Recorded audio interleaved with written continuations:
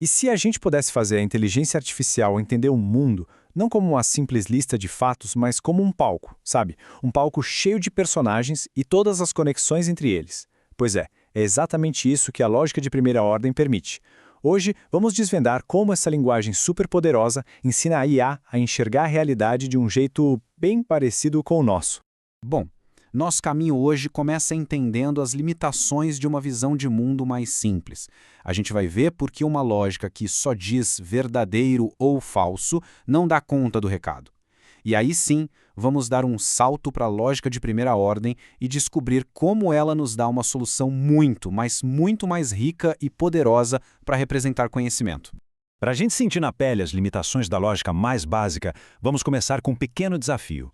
É uma frase que para nós parece óbvia, mas que para uma máquina é um quebra-cabeça e tanto. Todos os reis são pessoas. Parece a coisa mais simples do mundo, né? Mas olha só, para a lógica proposicional, que é a forma mais básica de raciocínio, essa pequena palavra todos é um obstáculo imenso. Ela simplesmente não tem as ferramentas para expressar uma generalização dessas de forma eficiente. A lógica proposicional enxerga o mundo basicamente como uma coleção de fatos. Cada fato é uma declaração. Está chovendo. O rei está no castelo. E cada declaração só pode ser verdadeira ou falsa. É como se cada fato fosse uma pecinha de quebra-cabeça solta, sem uma conexão de verdade entre elas. Como o nosso material de referência diz, essa abordagem é fraca demais. Para a gente conseguir dizer todos os reis são pessoas usando essa lógica, a gente teria que criar uma regra para cada rei, um por um. Se Ricardo é rei, ele é pessoa. Se João é rei, ele é pessoa. Agora, imagina fazer isso para milhares de reis. Impraticável, né? Não funciona. Então, fica óbvio que a gente precisa de um upgrade na linguagem da IA. É preciso dar um salto, sair desse mundo de fatos isolados para um mundo de objetos que se conectam.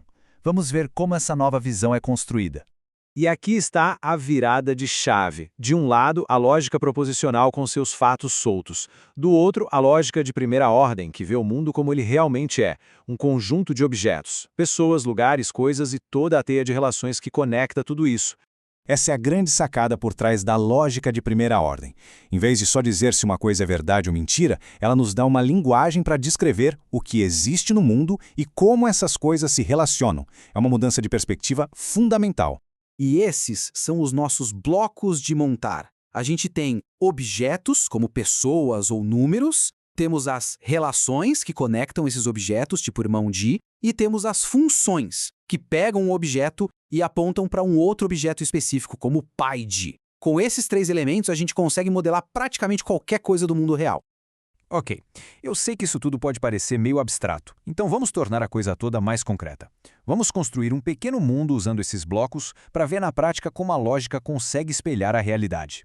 Essa ilustração, tirada da nossa fonte, mostra um modelo bem simples com 5 objetos. O rei Ricardo, o irmão dele, João, a perna esquerda de cada um deles e uma coroa.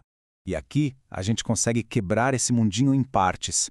Temos os objetos, claro, Ricardo, João, a coroa, as relações que unem eles, como a relação de irmão ou a coroa que está na cabeça do João, e também as propriedades de cada um, como ser uma pessoa ou um rei. Percebe como é uma descrição muito mais rica e estruturada da cena? Tudo se conecta. Muito bem, agora que a gente já tem as ferramentas para falar sobre objetos e as relações entre eles, estamos prontos. Vamos voltar para o nosso desafio inicial. Como é que a gente cria regras gerais que valem para todo mundo?